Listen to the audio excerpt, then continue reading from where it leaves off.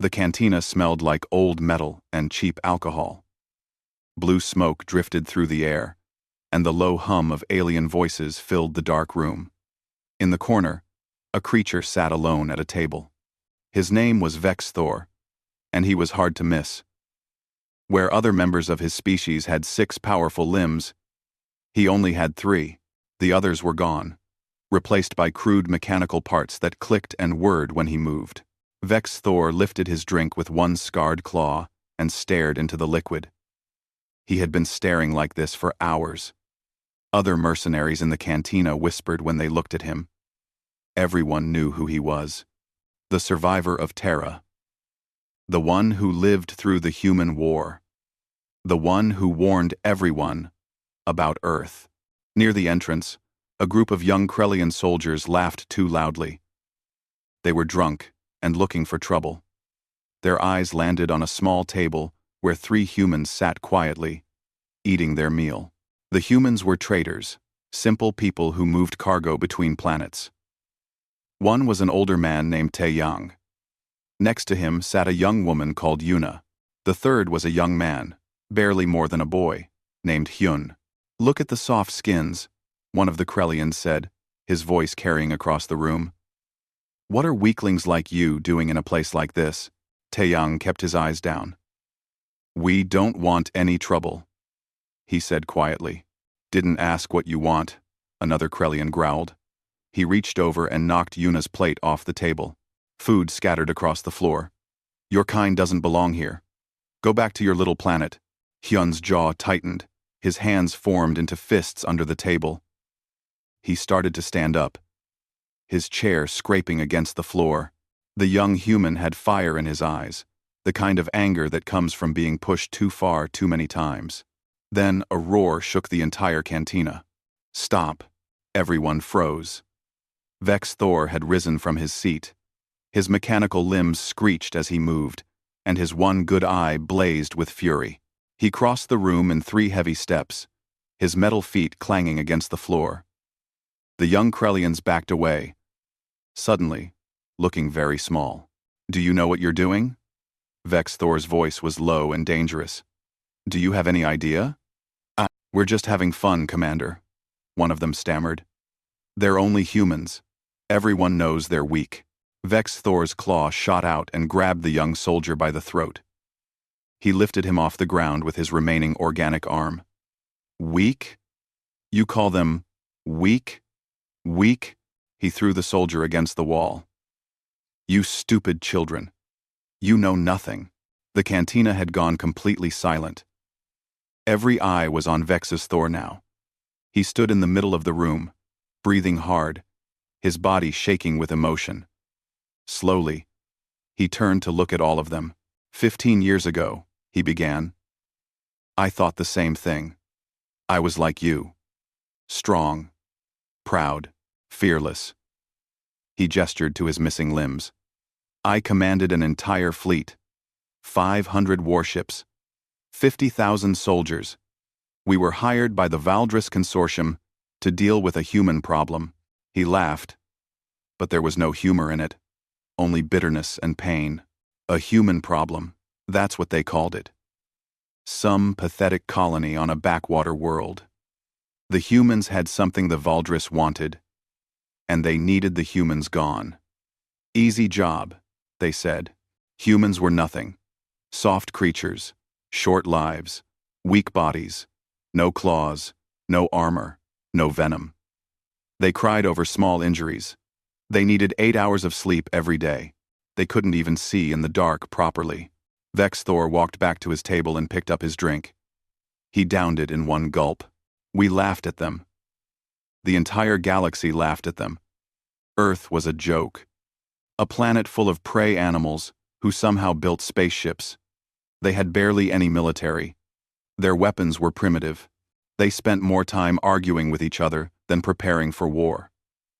We thought it would take a week, maybe 2, to clear them out. He sat down heavily, his mechanical parts groaning.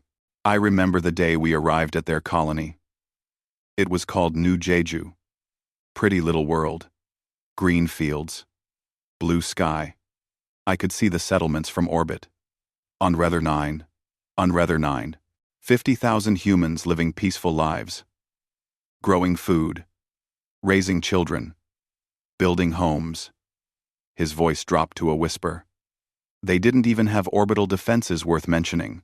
Hyun had sat back down, but he was listening carefully. So was everyone else. In the cantina. Their governor came on the comm channel. Man named Dae, calm voice, polite. He said they didn't want conflict. He offered to share the minerals we wanted. He asked for peace. Vex Thor's good eye closed. I shot him. Right there on the open channel. In front of everyone. I wanted to send a message. I wanted them to know humans didn't matter. The old mercenary's claws clenched around his empty glass. Then we attacked. We bombed their settlements. We burned their farms. We destroyed everything. It was easy. They had almost no defenses. A few old ships. Some mining equipment they tried to use as weapons. We crushed them in hours. He paused. We killed 47 children in a school. I remember because one of my captains reported it like it was good news. School neutralized, he said, like it was a military target. Vex Thor looked up, and there were tears in his alien eyes. We thought we had won. We thought the job was done. The surviving humans just stood there in the ruins. Some of them were crying. Some were digging through rubble looking for loved ones. Some just stared at us with empty eyes. He shook his head slowly. But a few of them looked different. Their eyes weren't empty. They were cold, calculating, patient. He stood up again and walked toward the young Krellians who had bothered the humans. I didn't understand that look then. I do now. It's the look humans get when they stop being afraid. When they stop caring about their own safety. When they decide that revenge is worth any price. He leaned close to them. We didn't defeat the humans that day. We woke them up. We made them angry. Vex Thor turned to address the entire room. For thousands of years, humans fought each other. Planet-wide wars, horrible weapons. They nearly destroyed themselves dozens of times. They learned things about warfare that most species never discover. Then, they decided to stop. They chose peace. They spread out to the stars as traders and farmers, not conquerors. His voice became hard as steel. We made them remember what they used to be. We reminded them that they were the most dangerous predators their planet ever produced. We made the worst mistake in galactic history. He looked at Hyun, then at Taeyang and Yuna. We made the humans angry. The old warrior turned and walked toward the door, his mechanical parts clicking with each step. At the threshold, he stopped and looked back one last time. That was 15 years ago. I'm going to tell you what happened next. And when I'm done, you'll understand why I drink alone. Why I wake up screaming. Why I stop idiots like you from making the same mistake we did. His voice dropped to barely a whisper. Because I was there. I saw what angry humans can do. And I'm one of the lucky ones. I survived. The door closed behind him, leaving the cantina in stunned silence. 15 years earlier, the morning sun rose over New Jeju like it had 1,000 times before.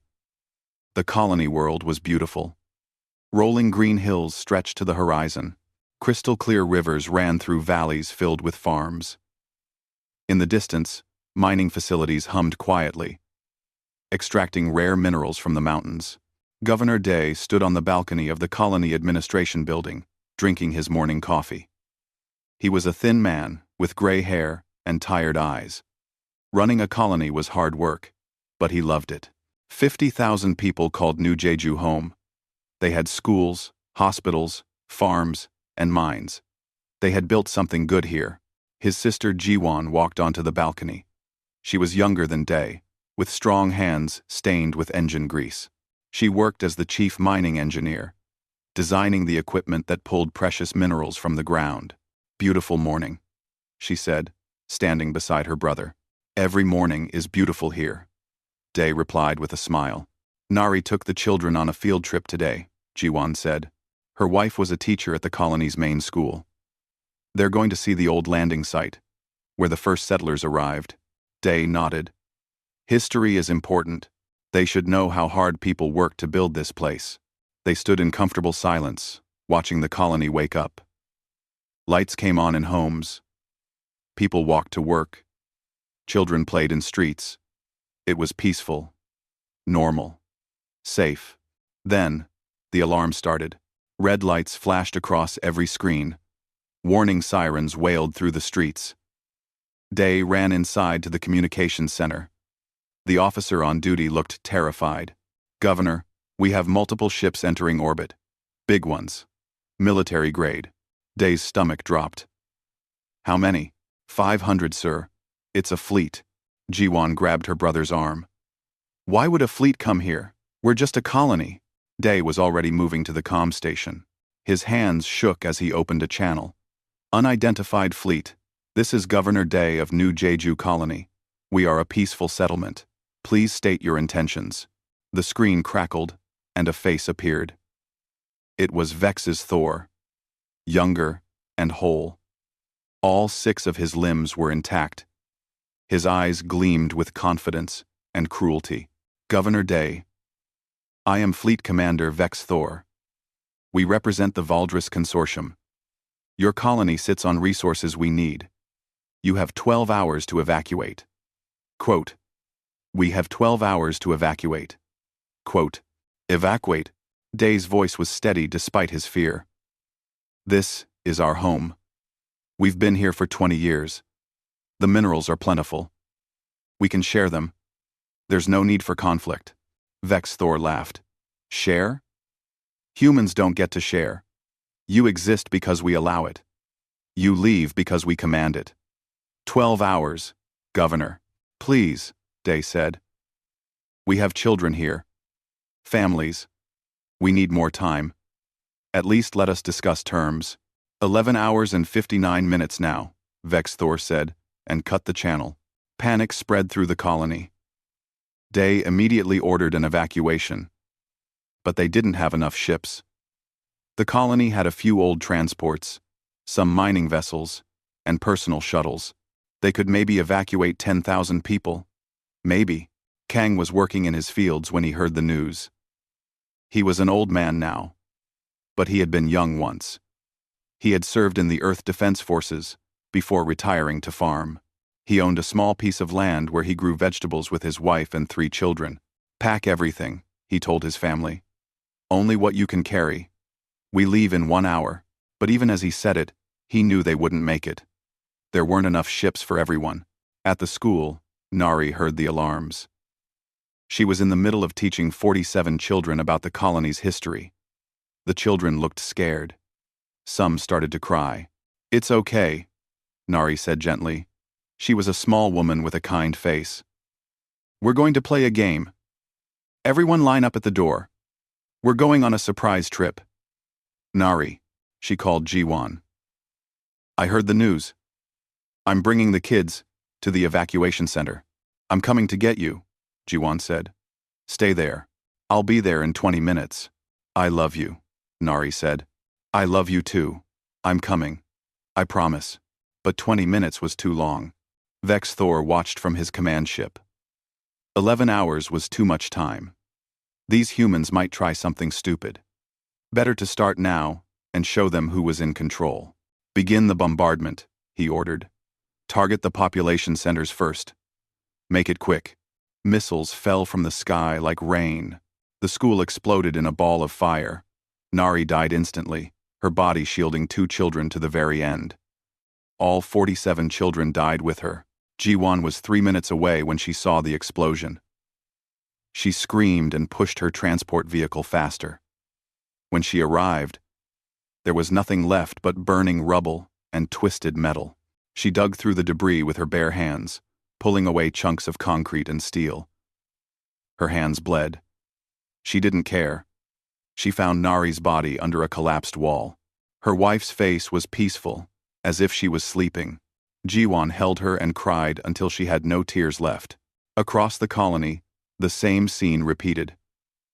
Missiles hit homes, farms, markets, and hospitals. Kang's farm disappeared in fire.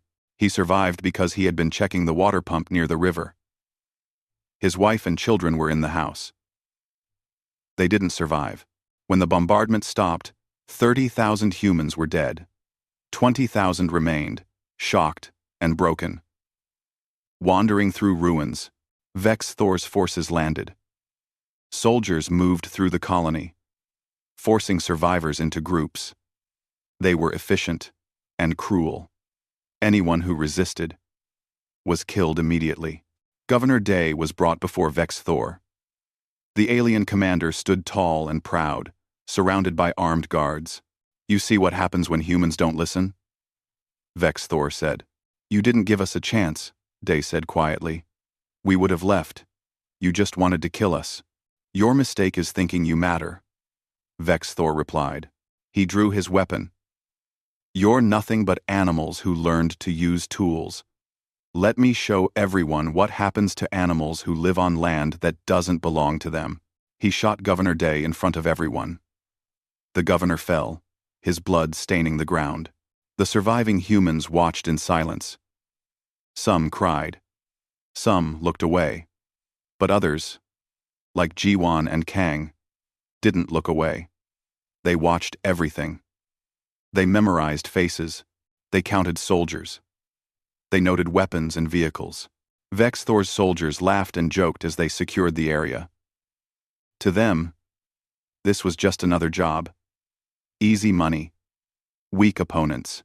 "Look at them," one soldier said, pointing at the humans. "They're just standing there, like scared children, probably wondering if we'll let them live," another replied. Pathetic. But the humans weren't wondering if they would live. They were beyond that now. Something had changed in them during those terrible hours. Something had broken and reformed into something harder, something colder. Jiwan stood over the ruins of the school where her wife died. She looked up at the mercenary ships in the sky. Her face was calm, but her eyes were like ice. "They wanted a war," she whispered to herself. "They killed children. They killed my Nari. They think we're weak because we chose peace." Her hands clenched into fists. Now they'll learn what humans really are. Kang stood in the ashes of his farm. His 3 children had been playing in the house when the missile hit. He was 70 years old, but he remembered his training. He remembered the wars humans fought before they reached for the stars. He remembered things he thought he had forgotten. "I came here to farm," he said to no one. "I came here to forget about killing. They took that from me." He picked up a piece of twisted metal from the ruins. "Now I'll remember." All across the colony, the same transformation was happening. Humans who had been teachers and farmers and miners were remembering what their species had been. What they could be again, if pushed far enough. That night, the surviving humans were herded into camps. Vex Thor's forces celebrated their easy victory. They drank and laughed and talked about their next job. They didn't see the humans in the camps whispering to each other. They didn't notice how the humans organized themselves quietly. They didn't understand that humans had spent thousands of years learning how to fight against superior forces, how to resist, how to survive, how to win, when winning seemed impossible. In her tent, Jiwan drew diagrams in the dirt. Mining equipment could be modified. She knew how. She knew exactly how. In his corner, Kang taught young people how to move silently, how to watch for patterns, how to wait for the right moment. The humans began to plan. Not for escape, not for surrender. For something else entirely. Revenge. The news reached Earth 3 days later.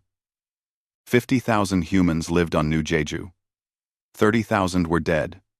20,000 were in prison camps. The Valdris Consortium had hired mercenaries to clear the colony for mineral extraction. Earth's response was immediate.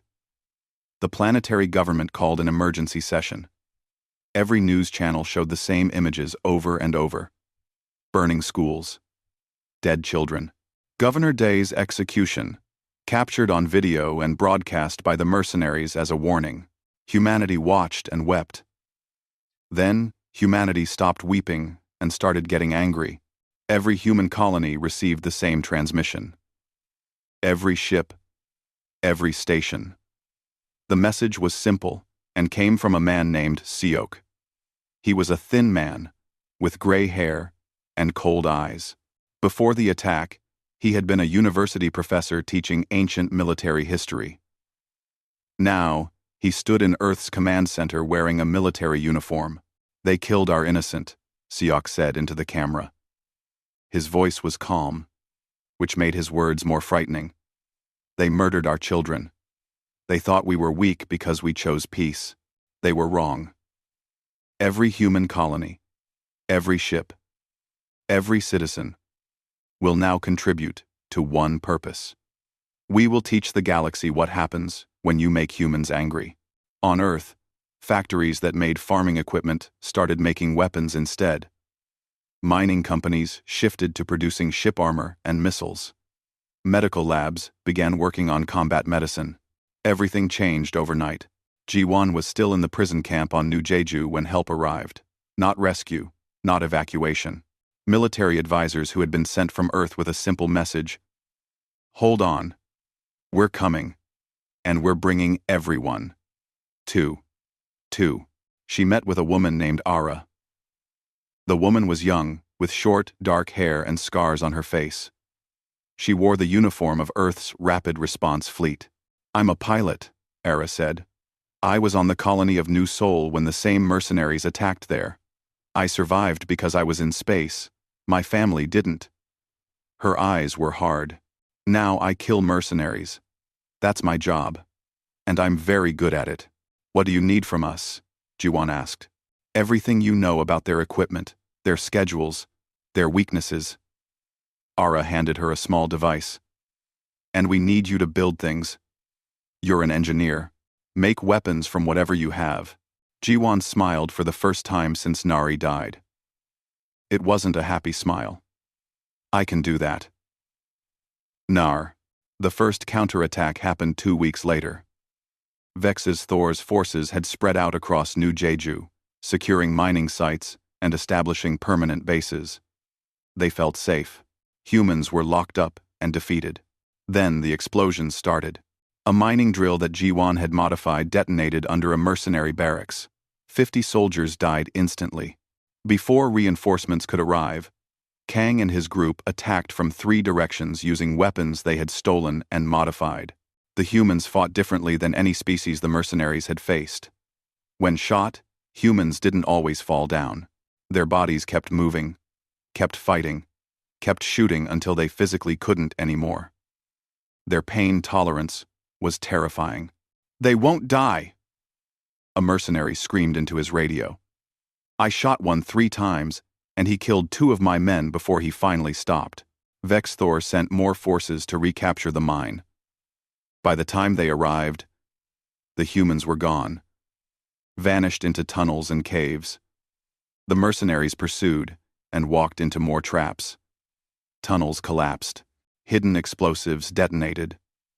Humans appeared from nowhere, killed quickly, and disappeared again. This was supposed to be over. Vex Thor growled, studying reports. They were defeated. "How are they doing this?" His second-in-command looked nervous. "Sir, I think we made them angry." Meanwhile, Earth's response was growing. A man named Minho had lost his legs in a mercenary attack on another colony. Instead of giving up, he designed new cybernetic limbs for himself. Then, he designed them for others. Then he designed combat exoskeletons that could turn any human into a walking weapons platform. "We're smaller than most species," Minho explained to the engineers working with him. "We can't match their strength naturally. So we'll build strength. We'll make tools. That's what humans do best." 6 months after New Jeju's fall, the first major human fleet departed from Earth. Admiral Yoon commanded from the flagship. He was an older man who had served in Earth's defense forces for 40 years. He had always hoped he would retire without seeing war. That hope was gone now. "Our objective is simple," he told his fleet. "We find every mercenary base that participated in attacks on human colonies. We destroy them. We don't negotiate. We don't show mercy. We make sure the galaxy remembers what happens when you hurt humans. The fleet consisted of 200 ships. They weren't the biggest or the most advanced, but they were crewed by humans who had a purpose. Every single person on those ships had lost someone. Every single one of them was willing to die to complete the mission. They hit the first mercenary base without warning. The base was on an asteroid, home to 5,000 mercenaries who thought they were safe. The human ships didn't bother with demands or warnings. They simply opened fire. The battle lasted 3 hours. When it was over, the mercenary base was debris floating in space. Of the 5,000 mercenaries, only 200 survived. They were not taken prisoner. They were given spacesuits and left floating in space with just enough oxygen to send a message to their employers. "Tell them humans are coming," Admiral Yoon's message said. "Tell them we remember New Jeju. Tell them we remember every colony they attacked. Tell them we're not stopping." On New Jeju, Ji-won had escaped the prison camps. So had Kang and 2,000 other humans. They lived in the mountains now, conducting raids every night. Vexthor had brought 50,000 soldiers to control 20,000 prisoners. Now he had 40,000 soldiers trying to hunt 2,000 free humans in terrain. The humans knew perfectly. It was a nightmare. Humans set traps everywhere. They poisoned water supplies. They hacked computer systems. They sabotaged vehicles. They struck at night when darkness limited the mercenaries' superior senses. Worst of all, humans seemed to need almost no sleep. While mercenary soldiers rested in their normal sleep cycles, humans rotated in shifts. There was always someone watching. Always someone planning. Always someone ready to attack. "They're like ghosts," one of Vexthor's captains reported. "We kill 10 of them, but 20 more appear." "They're not coming from anywhere," Vexthor said grimly. "They're the same ones. They just don't stay dead long enough." He was right. Humans had another advantage. Their medical technology had always focused on keeping people alive. Now, that technology was weaponized. Humans could recover from injuries that would kill other species. They could function with damage that would cripple others. And they had learned to use their own weakness as a strength. A woman named Sora had joined the military as a psychological warfare specialist. Her job was to break enemy morale. She was exceptionally good at it. Before each attack, she would broadcast messages on mercenary channels.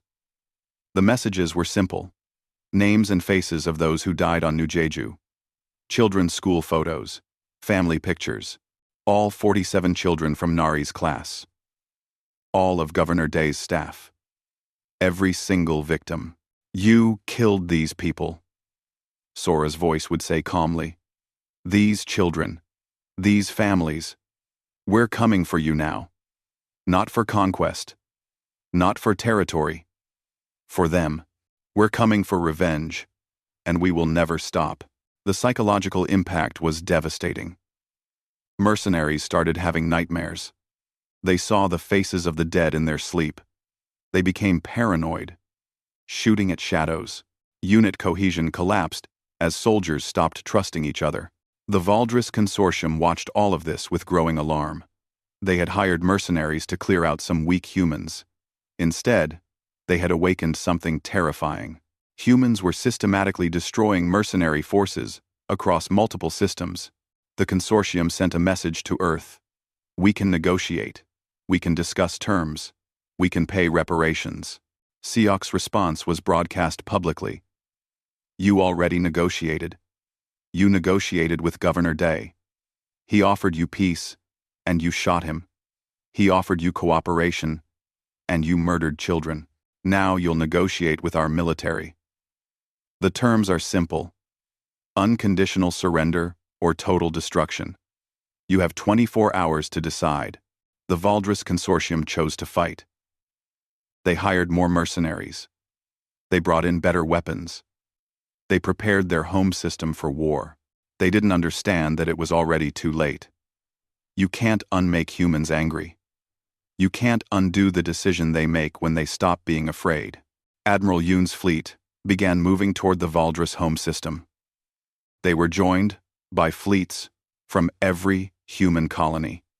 300 ships, 500, 800, 1,000 ships, all converging on one destination. On New Jeju, Vex Thor received orders to retreat, to pull his forces out and reinforce the home system. He tried. But Ji-won and Kang weren't going to let him leave peacefully. As mercenary ships tried to evacuate, they found their landing pads sabotaged, their ships booby-trapped, their escape routes mined. What should have been a simple evacuation turned into a fighting retreat. Vex Thor lost another 10,000 soldiers in the withdrawal, including his brother, who died when his transport exploded during launch.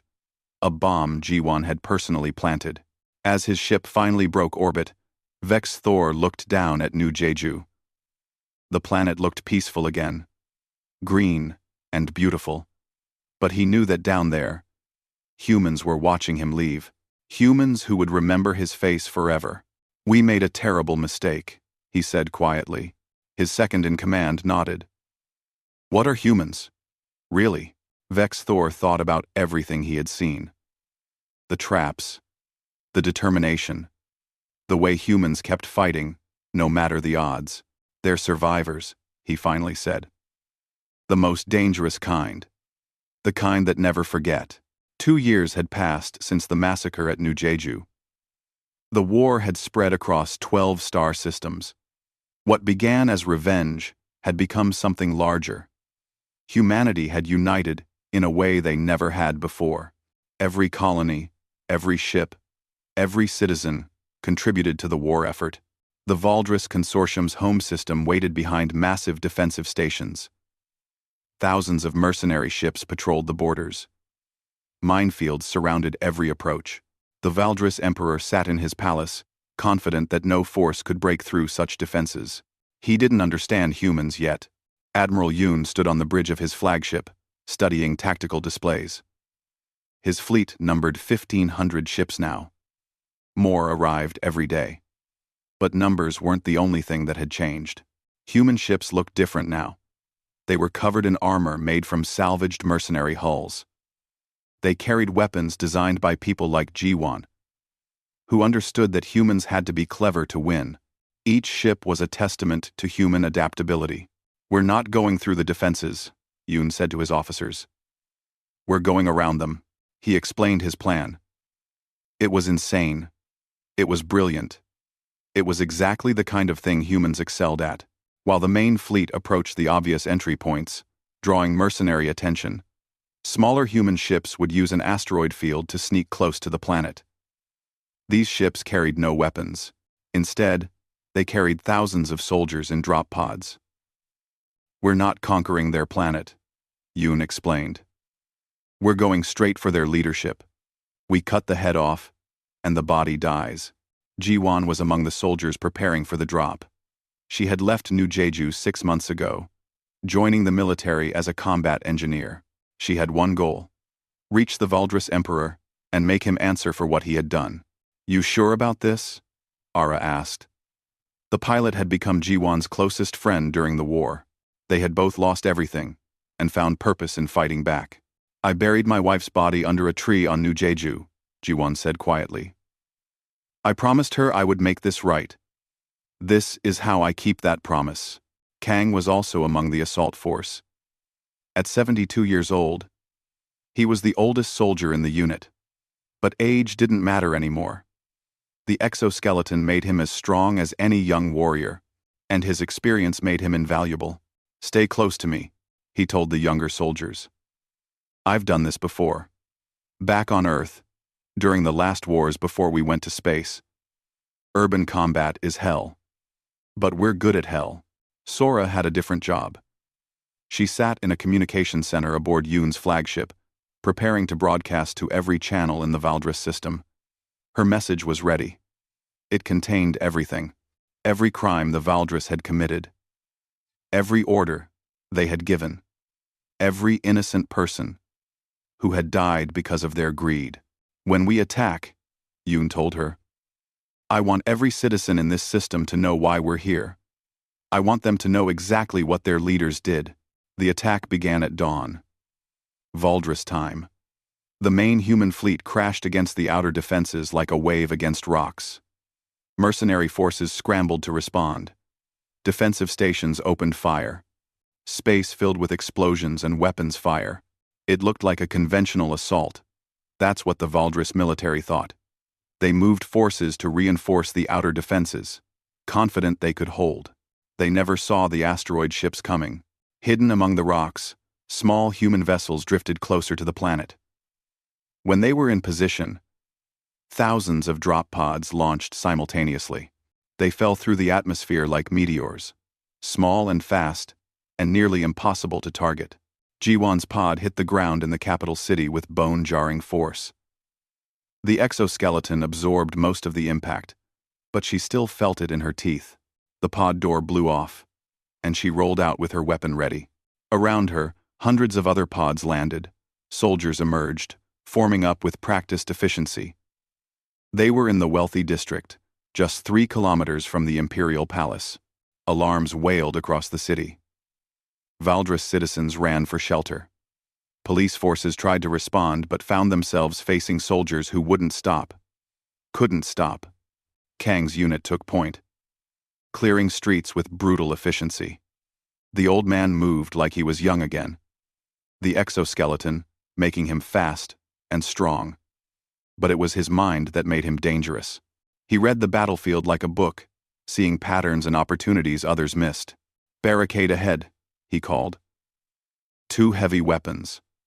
"They're dug in good. How do we take it?" a young soldier asked. Kang smiled grimly. "We don't go through it. We go under it." He pointed to a drainage system. Cities always have tunnels, and humans are good at using tunnels. They emerged behind the barricade 3 minutes later. The defenders never knew what hit them. Across the city, the same scene repeated.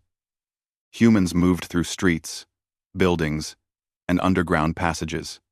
They used tactics learned from centuries of urban warfare on Earth. They were relentless and creative and absolutely terrifying to face.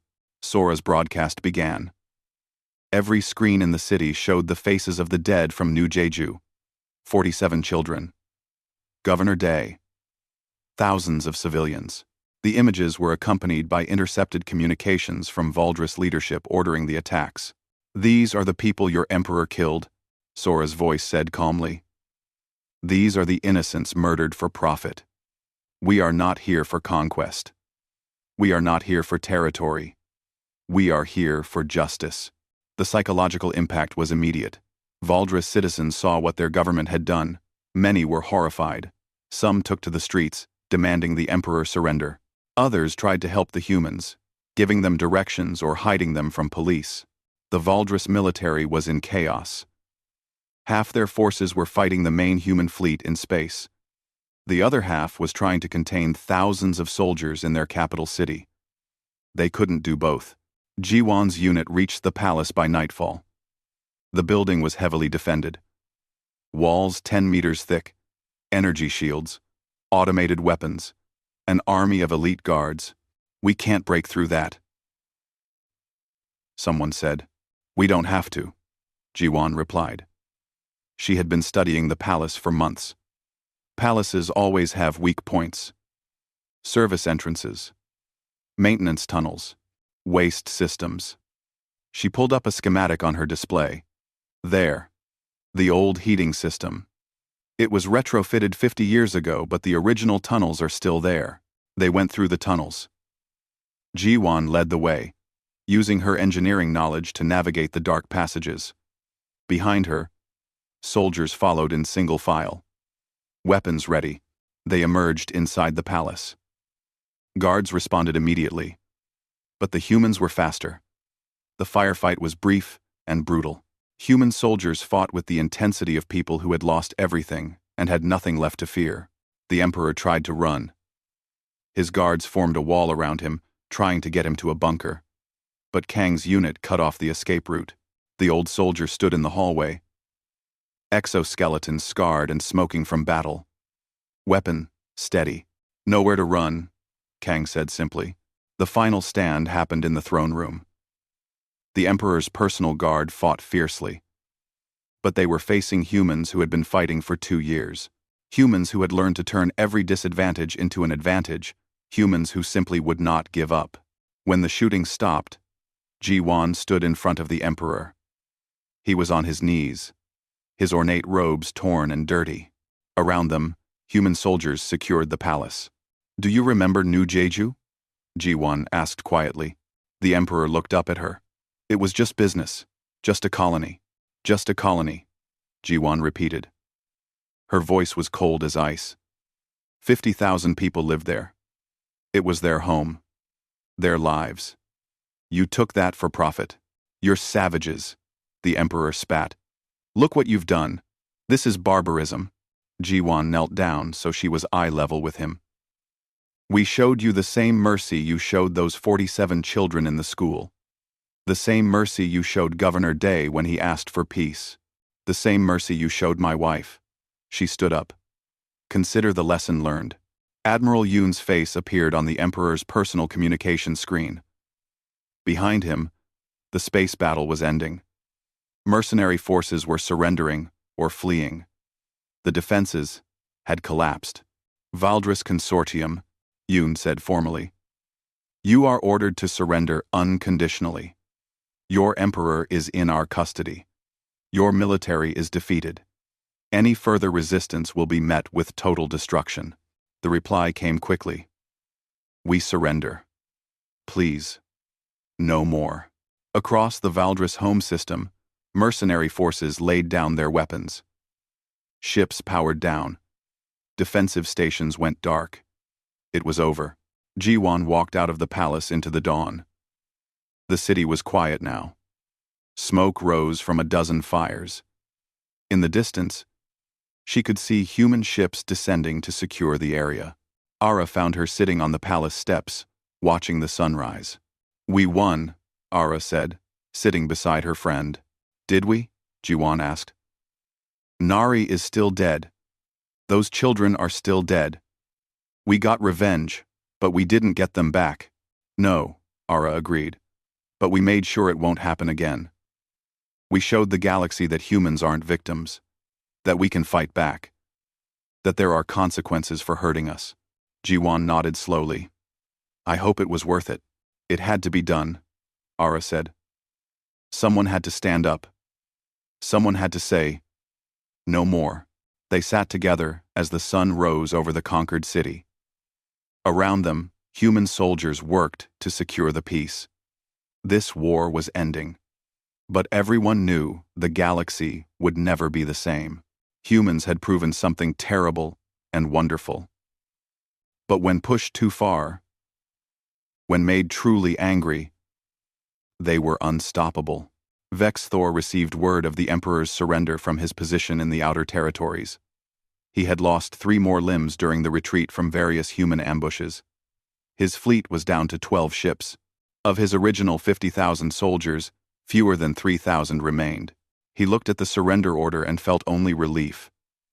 It was finally over. The humans had won. And maybe now, the killing would stop. "Send our surrender," he ordered. "Tell them we're done. Tell them we learned our lesson." As his communication officer worked, Vex Thor thought about everything he had seen. The humans' determination, their creativity, their absolute refusal to give up or give in. They weren't supposed to be warriors, he said to himself. They were supposed to be easy prey, but they had never been prey. They had simply been peaceful, and the galaxy had made the fatal mistake of confusing peace with weakness. The cantina was quiet now.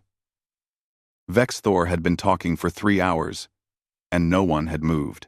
The story of the human war was known across the galaxy, but hearing it from someone who was there made it real in a way that history books never could. Hyun sat at his table, his food long forgotten. The young human had heard stories about the war his whole life, but never like this.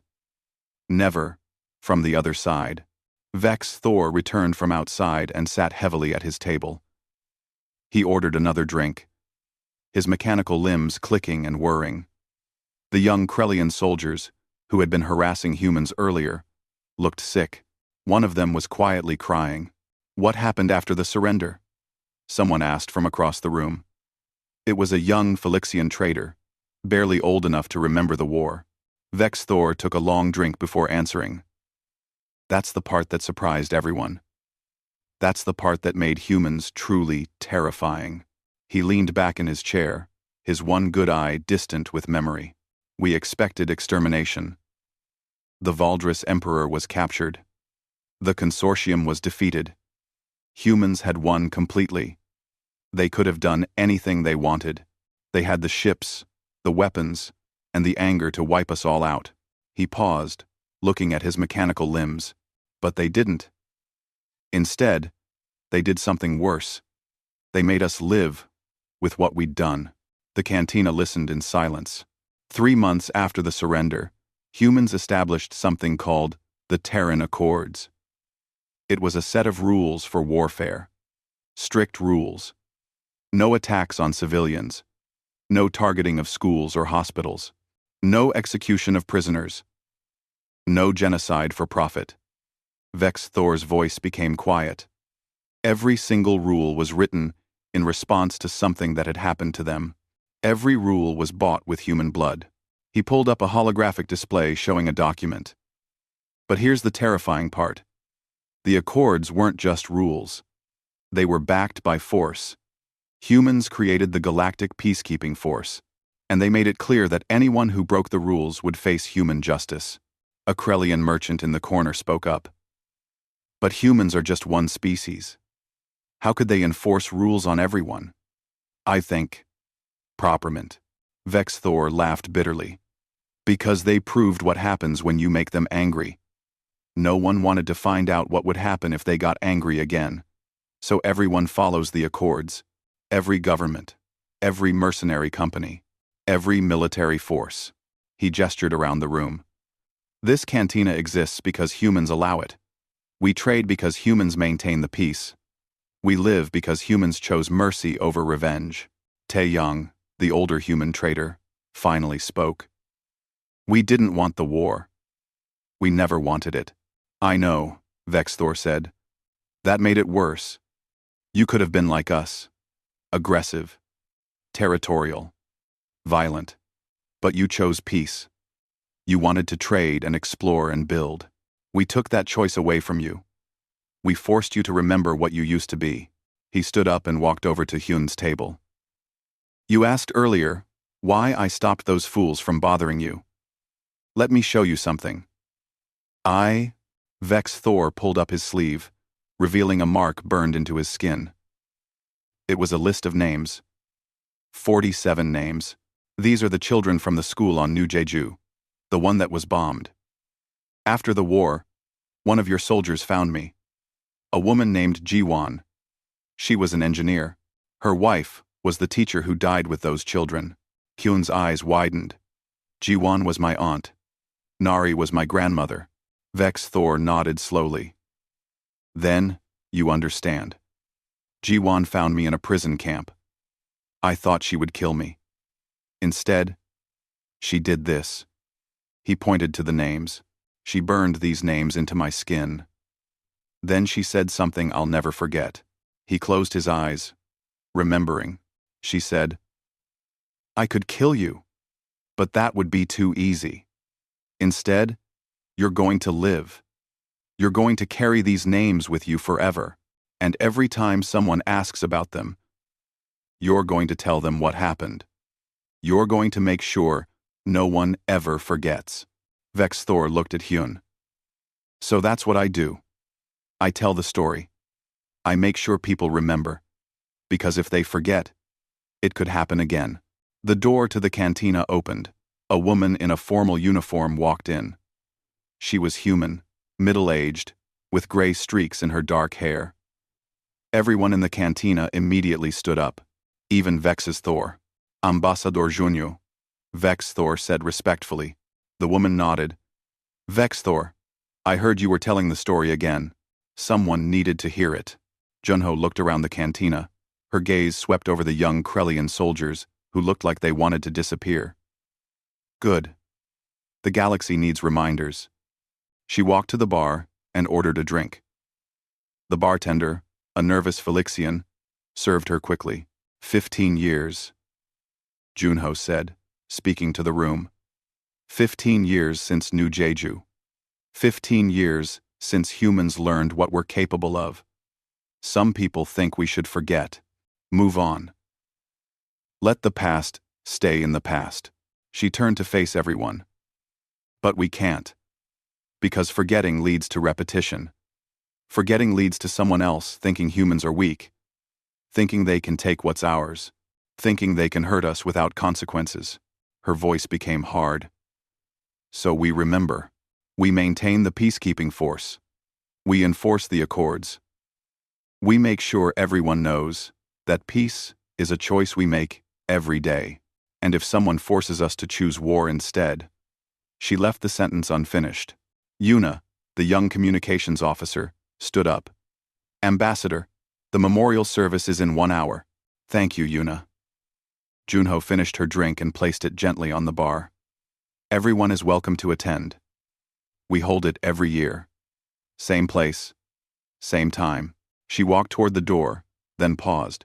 Vex Thor, walk with me. The old mercenary followed her outside.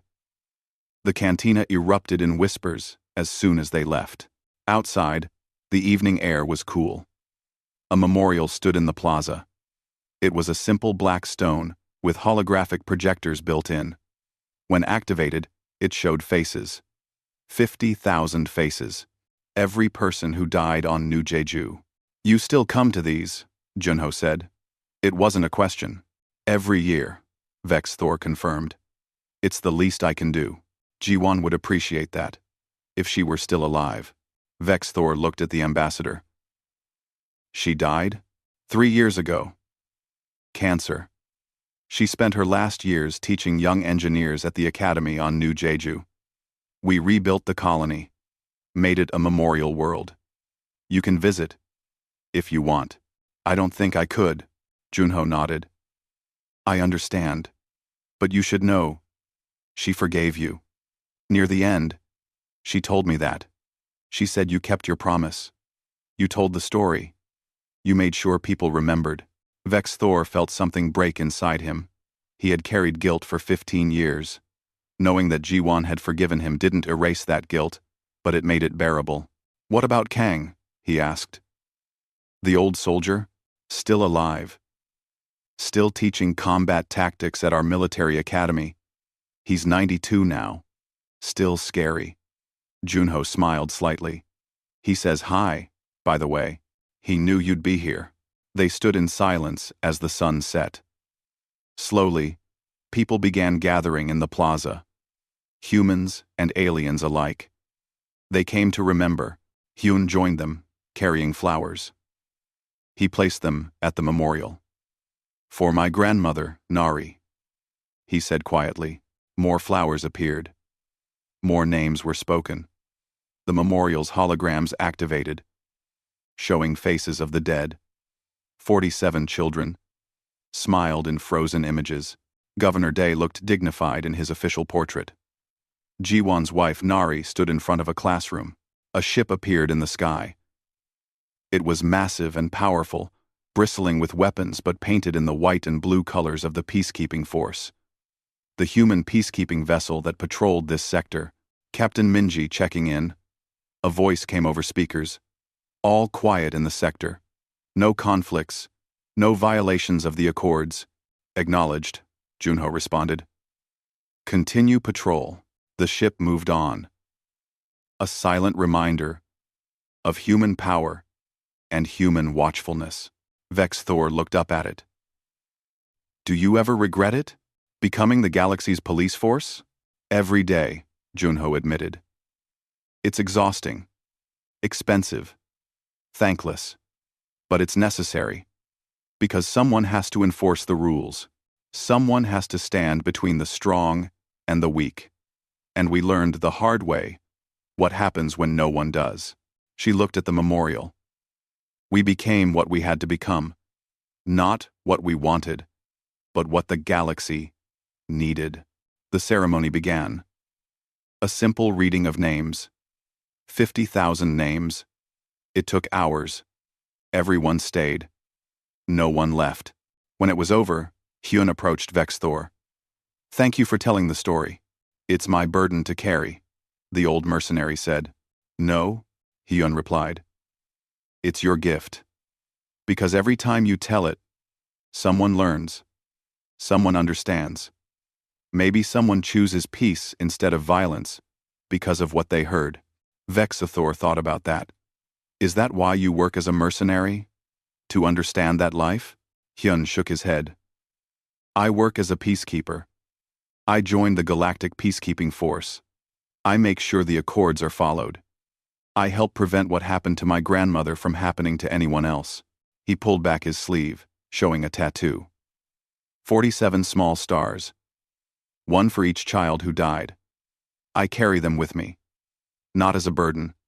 As a reminder of why I do this job. Later that night, the cantina was nearly empty. Vex Thor sat alone again. But somehow, he felt lighter. Telling the story always hurt, but it also helped. The young Krellian soldiers approached nervously. "Commander," one said, "we wanted to apologize. To the humans. To you. We didn't know. Now you do," Vex Thor said. "What will you do with that knowledge?" "Never forget," they said together. "Good. Now get out of here. And if you ever see someone threatening humans, you remember what I told you. You remember what happens when you make them angry." They left quickly. Vex Thor finished his drink and looked at the names burned into his arm. 47 children. One teacher. His permanent reminder. Lect one, end one. Weak. A message appeared on his communicator. It was from the Human Military Academy. From Kang. "Heard you told the story again, old friend. Thank you. The dead rest easier when they're remembered. Maybe we'll get that drink someday. The offer still stands." Vex Thor smiled sadly. Maybe someday, when he felt he had earned it. Outside, ships moved through the night sky. Human peacekeeping vessels. Trading ships from a dozen species. The galaxy at peace. An enforced peace. A peace bought with blood and maintained with vigilance. But still, peace. Humans had learned the cost of war. They had learned what they were capable of when pushed too far. And they had decided that their greatest strength wasn't their rage, or their determination, or their adaptability. Their greatest strength was choosing mercy when they could have chosen revenge. Choosing justice when they could have chosen extermination. Choosing to be better than those who had hurt them. That was what made them truly terrifying.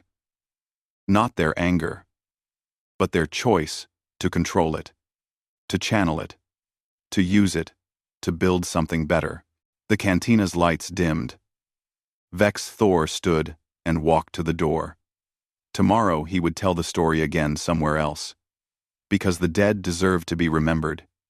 And the living needed to learn. He looked up at the stars one last time before heading to his ship. "Never make humans angry," he whispered to himself. "But even worse, never give them a reason to be. Because they'll win.